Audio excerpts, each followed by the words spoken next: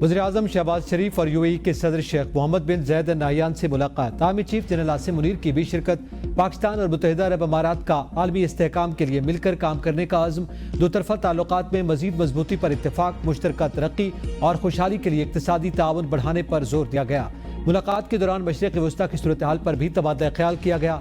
इलाकाई अमन सलामती पर जामे मुज़ाकरात, दो रियासती हल की हिमायत, फ़लस्तीन के लिए देरपा और जामे अमन की ज़रूरत पर जोर दिया गया। वज़ीर-ए-आज़म ने मुत्तहिदा अरब अमारात के नायब सदर शेख मोहम्मद बिन राशिद अल मक्तूम से भी मुलाकात की।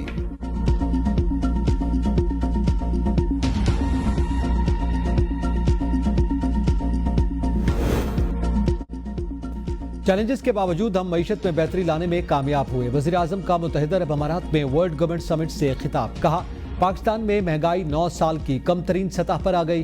अफरात ज़र की शरह कम होकर 2.4% पर आ गई। उड़ान पाकिस्तान कौमी इक़्तिसादी तब्दीली का मंसूबा है। वज़ीर-ए-आज़म का कहना था कि गजा में नस्ल कुशी पर मबनी ऑपरेशन किया गया, जिसमें 50,000 से ज़ायद फ़लस्तीनी शहीद हुए। वज़ीर-ए-आज़म कहते हैं कि 1967 से कबल की सरहदों के मुताबिक फ़लस्तीनी रियासत कायम की जाए, जिसका दारुल हुकूमत अल-कुद्स हो। गजा अलमनाक तनाज़े के तबाहकुन असरात से निकलने की कोशिश कर रहा है। मसला फ़लस्तीनी अक़वाम मुत्तहिदा की क़रारदादों के मुताबिक हल होना चाहिए। दो रियासती हल के बगैर खित्ते में पायदार अमन का क़याम मुमकिन नहीं।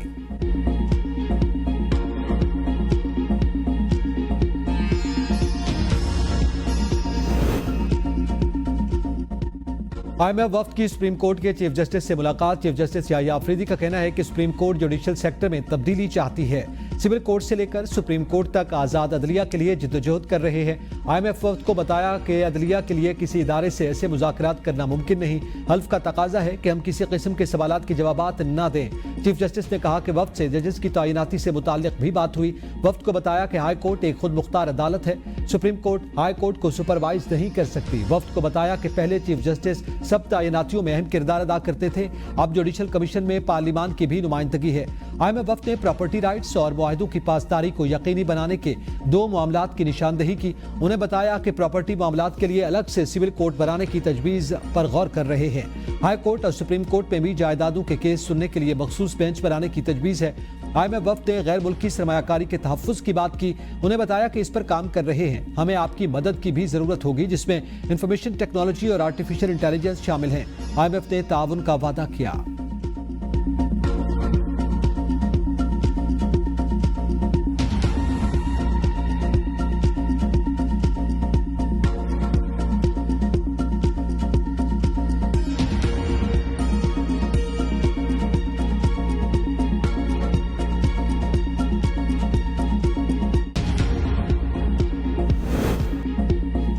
चीफ जस्टिस का वज़ीर-ए-आज़म के खत का जवाब देने से गुरेज। बानी PTI के खत का जवाब भिजवा दिया। सहाफ़ियों से मुलाकात में चीफ जस्टिस याहिया अफरीदी ने कहा, बानी PTI का खत आईनी कमेटी को भेज दिया। कमेटी को लिख दिया कि खत में इंतखाबात के हवाले से संजीदा नौयत के इशूज उठाए गए हैं। इस खत को केस की सूरत में समाअत के लिए मुकर्रर करने का फैसला अब आईनी बेंचेस की कमेटी करेगी। चीफ जस्टिस ने कहा, उन्हें बहुत से खत मिलते रहते हैं। वज़ीर-ए-आज़म शहबाज शरीफ का खत आया, जिसमें IMF के वफ्द के बारे में तहफ़्फ़ुज़ात से आगाह किया गया था। अटॉर्नी जनरल की वसातत ने उन्हें पैगाम भिजवाया कि मैं खत का जवाब नहीं दूंगा। चीफ जस्टिस ने कहा कि तहरीक इंसाफ के बानी चेयरमैन का खत वसूल कर लिया और उस पर जवाब भिजवा दिया। खत की सबसे अच्छी चीज ये लगी कि उन्होंने USB में सबूत भी दिए। खत का IMF वफ्द से कोई ताल्लुक नहीं।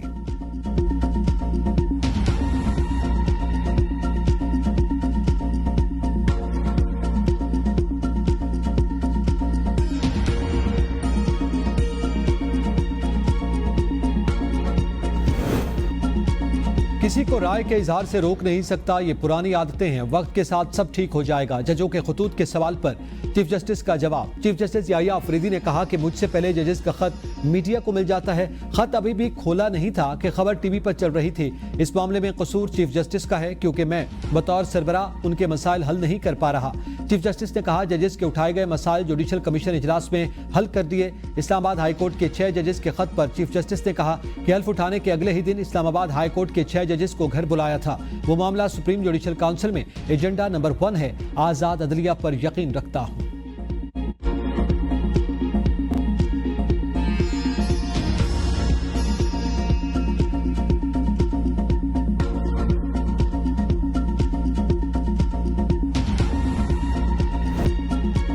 जस्टिस गुल हसन का नाम chief justice Islamabad high court के लिए ज़ेर गौर आएगा। चीफ जस्टिस की वजाहत सहाफ़ियों से गुफ्तगू में कहा, इस्लामाबाद हाई कोर्ट की सीनियरिटी लिस्ट में एक नाम शामिल करने पर एतराज़ किया था। मेरी नज़र में वो नाम सीनियरिटी में नहीं आता, लेकिन क्या अपनी राय देने के बाद सीना पीटना शुरू कर देता। जजेस सीनियरिटी पर अपनी राय दे चुका हूँ, केस आया तो बेंच का हिस्सा नहीं बनूंगा। ट्रांसफर को सीनियरिटी से मिक्स नहीं करना चाहिए। चीफ जस्टिस याहिया अफरीदी ने कहा कि जुडिशल कमीशन के इजलास से अगर 4 अरकान न जाते तो जजेस तैनाती के हवाले से नताइज मुख्तलिफ होते। अगर जजेस बायकॉट न करते तो एक बेहतरीन जज सुप्रीम कोर्ट आ सकते थे। पेशावर हाई कोर्ट से सीनियरिटी में दूसरे नंबर के जज सुप्रीम कोर्ट में आते, न कि चौथे नंबर के। अगर चौथे नंबर के जज को वोट न देता तो वो भी जज नहीं बन सकते थे। साथ ही जजेस को दरखास्त की थी कि सिस्टम को चलने दें। चीफ जस्टिस ने कहा, जजों को लाहौर की नामजदगियों पर एतराज था। जुडिशल कमीशन ने लाहौर से तैनात नहीं की। इस्लामाबाद हाई कोर्ट की सीनियरिटी का मसला भी जजेस के एतराज के मुताबिक डील किया।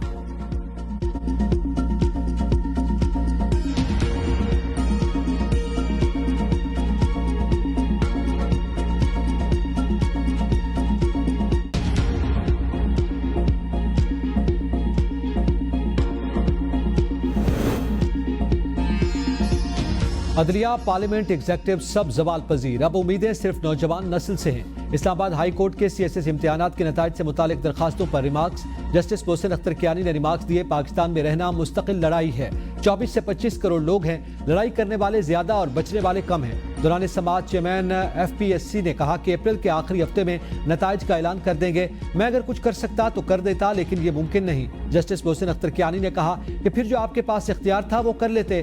तलबा के हुकूक मुतासर हो रहे हैं, उसको कोई नहीं देख रहा। रिजल्ट्स लेना आपका हक है और FPSC उसको रोक नहीं सकती, लेकिन रिजल्ट्स के टाइमलाइन लेना कौन सा हक है। अदालत ने CSS इम्तिहानात के नताइज से मुतालिक दरखास्तों पर फैसला महफूज कर लिया।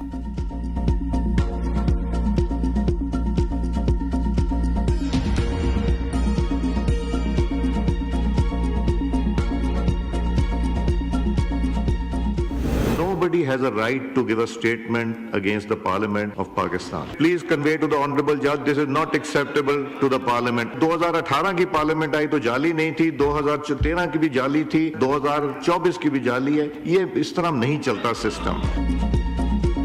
पार्लियामेंट की हुर्मत पर किसी को उंगली उठाने की इजाजत नहीं देंगे। स्पीकर अयाज सादिक कहते हैं, आज एक रिपोर्ट देख रहा था जिसमें हाई कोर्ट के एक मुअज़्ज़िज़ जज ने कमेंट किया, किसी को यह हक नहीं कि पार्लियामेंट के मुतालिक कोई ऐसा बयान दे। 2014 में भी ये ड्रामा हुआ था, यह काबिल कबूल नहीं।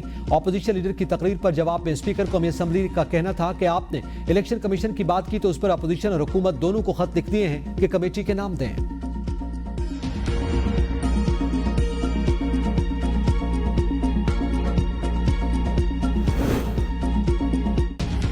कौमी असम्बली इजलास, अपोजिशन का शोर शराबा, नाजेबा अल्फाज का इस्तेमाल और तल्ख जुमलों का तबादला। स्पीकर कौमी असम्बली ने उमर अयूब के नाजेबा अल्फाज हज़फ करवा दिए।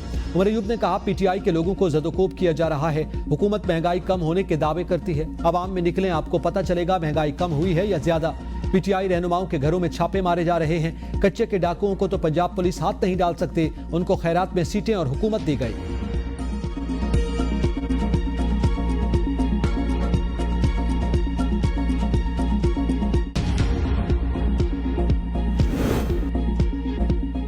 चीफ इलेक्शन कमिश्नर के नाम पर इत्तेफाक नहीं हुआ, पार्लिमानी कमेटी में ही नाम भिजवाएंगे। चेयरमैन तहरीक इंसाफ बैरिस्टर गौहर की इलेक्शन कमीशन के बाहर मीडिया से गुफ्तगू। कहा, chief election commissioner member Balochistan और सिंध की मुद्दत मुलाजमत मुकम्मल हो चुकी। 26वीं तरमीम के मुताबिक ये चल रहे हैं। वज़ीर आज़म को चाहिए था अपोजिशन लीडर से इस हवाले से बात करके 3 नाम आगे भेजते। वज़ीर आज़म की जानिब से कुछ नहीं हुआ। आईनी तकाजा है चीफ इलेक्शन कमिश्नर की तकर्री का प्रोसेस 45 रोज में मुकम्मल हो। हमने पार्लिमानी कमेटी के लिए खत भी भेजे हैं। जैसे ही पार्लियामेंट्री कमेटी बनेगी हम अपने नाम भेजेंगे। हमारी तरफ से नामों पर गौर जारी है। आईनी तकाजा है हर पोजीशन के लिए 3 नाम जाएंगे। अभी तक नामों पर इत्तेफाक राय नहीं हुआ।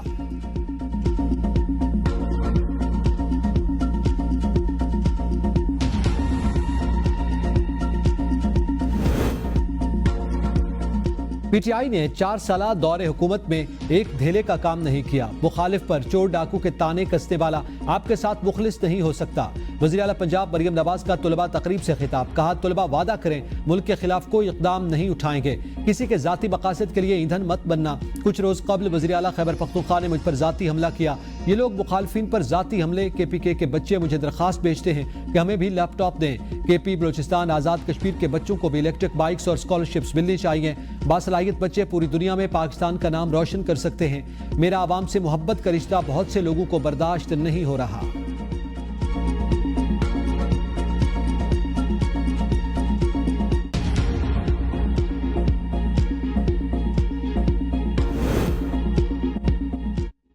आजकल जलाओ घेराव करना, तोड़ फोड़ करना फैशन बन चुका।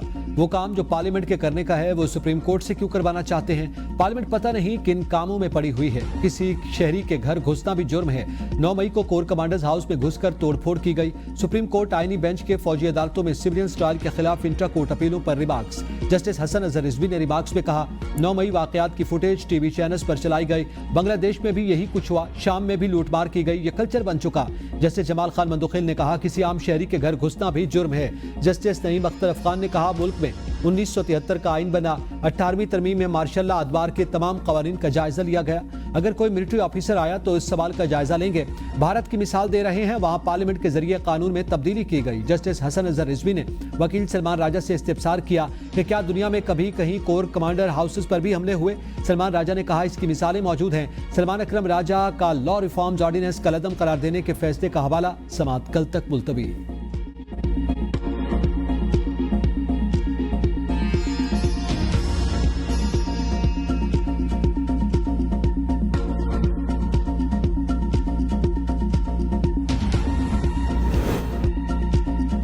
हुकूमत मनपसंद जजों को ला रही है। इंसाफ के बगैर मुल्क नहीं चल सकता। जब इंसाफ नहीं होगा तो आवाम का अदालतों पर एतमाद नहीं होगा। PTI रहनुमा शिबली फराज की मीडिया से गुफ्तगू। कहा, इंसाफ देने वाले इदारे कमजोर हो जाएं तो आवाम अपने आप को गैर महफूज समझते हैं। ऐसी सूरत हाल में मुल्क में तरक्की और खुशहाली नहीं आ सकती। जजेस तैनाती के मामले पर सियासी जिद्दोजहद जारी रखेंगे। अपोजिशन जमातों का इत्तेहाद बनने जा रहा है। PTI रहनुमा आजम सबाती का कहना है कि जब बार एसोसिएशंस को नकद कीमत पर खरीदा जाएगा तो इंसाफ कहाँ होगा? हुक्मरान मुल्क को कहाँ लेके जा रहे हैं? मुल्क के सबसे बड़ी अदालत को तबाह किया जाए तो फिर मुल्क चल नहीं सकता।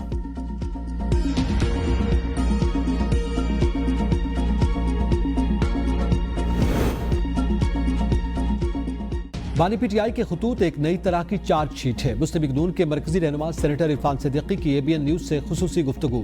कहा, वो फौज के अंदर भी इंतशार और आवाम के दरमियान फासले पैदा करना चाहते हैं। बानी PTI को रसीद भी नहीं मिल रही, जवाब भी नहीं मिल रहा। बानी PTI एक दिन खत लिखा करें, दूसरे दिन खुद ही सोचा करें कि इसका जवाब क्या आ सकता है। जवाब भी लिख लिया करें। वो एक दिन 9 मई फिर 6 नवंबर करते हैं, फिर खत लिखते हैं। इन हालात में क्या मुज़ाकरात हो सकते हैं? हम तो आजिज आ गए ये कहते कहते कि दरवाजे खुले हैं। जुडिशल कमीशन से PTI के अरकान का बाहर आना हैरत अंगेज बात नहीं। हैरत यह होती कि 2 सीनियर और मोहतरम जज साहब ने इस आईनी फोरम का बायकॉट और वॉकआउट किया। सेनेटर तलाल चौधरी ने कहा, हमने तो मुज़ाकरात खत्म ही नहीं किए, उन्होंने एकतरफा फैसला किया। इससे पार्लियामेंट में उनको दोबारा आना पड़ेगा और ये आएंगे। 100 बार एहतजाज करें, सारा साल करें, लेकिन कानून के दायरे में रह के करें, वरना एहतजाज अगर उनका हक है तो कानून नाफिज करना भी हमारा फर्ज है।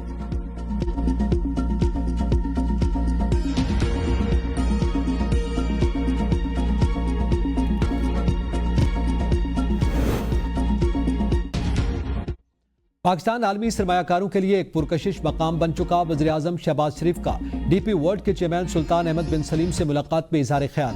पाकिस्तान और मुत्तहिदा अरब अमारात के तिजारती ताल्लुकात को मज़ीद मुस्तहकम करने पर जोर। वज़ीर आज़म ने कहा, पाकिस्तान और DP वर्ल्ड के दरमियान बाबानी सरमायाकारी इश्तराक खुशाइंद है। DP वर्ल्ड का विजन पाकिस्तान की मुआशी उमंगों से हम आहंग है।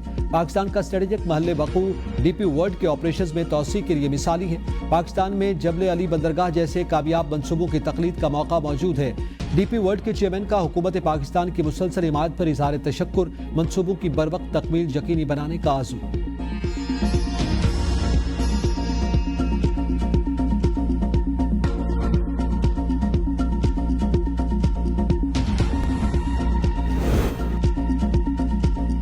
पाकिस्तान दुनिया का 46वां करप्ट तरीन मुल्क बन गया। 2024 के दौरान करप्शन में मजीद इजाफा।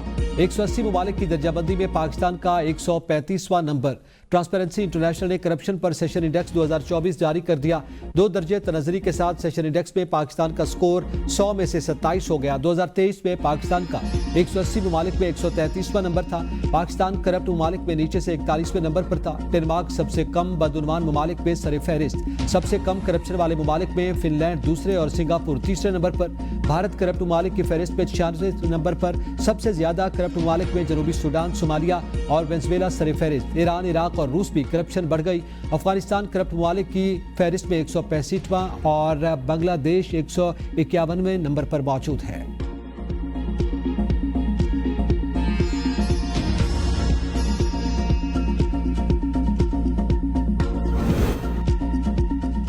IMF का हुकूमत से डू मोर का मुतालबा। सरकारी अफसरों के असासे इजहार करने के लिए मजीद मोहलत की दरखास्त मुस्तरद। वजारत खजाना से कर्ज प्रोग्राम का बेंच मार्क पूरा करने का भी मुतालबा। IMF के दबाव पर असासे इजहार करने के मुसवदे पर मुशावरत शुरू। वजारत खजाना और काबीना डिवीजन ने मुसवदे पर काम शुरू कर दिया। ड्राफ्ट बनाकर आलमी मालियाती इदारे को दिया जाएगा। IMF सिविल सर्वेंट एक्ट में भी तरमीम चाहता है। फरवरी तक सिविल सर्वेंट एक्ट में तरमीम करके अफसरान के असासे डिक्लेयर करना कर्ज प्रोग्राम का बेंचमार्क है। अफसरान को अपने बच्चों के तालीमी इदारे, आमदन और अहल खाना के असासे जाहिर करना होंगे।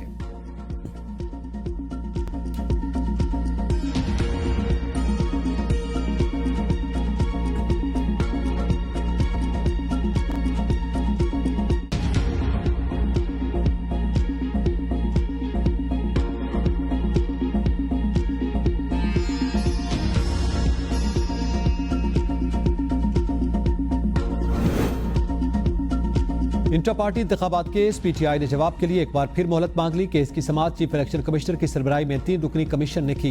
दौरान समाअत बैरिस्टर गौहर अली खान ने इस्तदा की कि इलेक्शन कमीशन हमें कुछ मोहलत दे दे। दरखास्त गुजार पहले दलाइल दे दें, बाद में हम भी तफसील से दलाइल देंगे, तब तक हमें दस्तावेजात भी मिल जाएंगे। इलेक्शन कमीशन ने बैरिस्टर गौहर की इस्तदा मंजूर करते हुए PTI इंटर पार्टी इंतखाबात केस की समाअत 4 मार्च तक मुलतवी कर दी।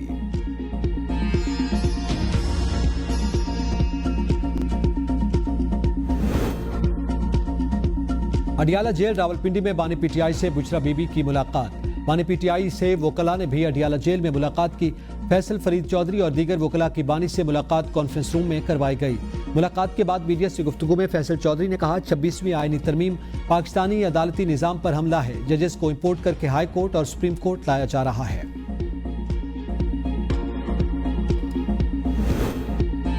पीका तरमीमी कानून पर अमल दरामद रोकने की इस्तदा मुस्तरद। इस्लामाबाद हाई कोर्ट ने अटॉर्नी जनरल को मुआवनत के लिए तलब कर लिया। PFUJ के वकील ने दलाइल का आगाज करते हुए कहा कि पीका कानून इतनी जल्दबाजी में बनाया गया कि शिकों के नंबर भी दुरुस्त दर्ज नहीं किए गए। कानून में इस कदर गलतियां हैं कि दरखास्त दहिंदा की 2 तारीफें कर दी गई। दरखास्त दहिंदा की दोनों तारीफें भी एक दूसरे से मुतसादिम हैं। पीका के तहत बनाई गई कंप्लेंट अथॉरिटी वही है जो पहले से पैमरा कानून में मौजूद है। दरखास्त गुजार वकला की जानिब से बार बार इस्तदा की गई कि अदालत इस एक्ट पर अमल दरामद रोक दे। जस्टिस इनाम अमीन मिनहास ने कहा कि अगर कोई मसला हो तो बताएं, हम यहीं बैठे हैं, आप मुतफरिक दरखास्त दायर कर सकते हैं। अभी नोटिस कर रहे हैं, फिर आइंदा समाअत पर देखेंगे। समाअत गैर मुअय्यना मुद्दत तक मुलतवी।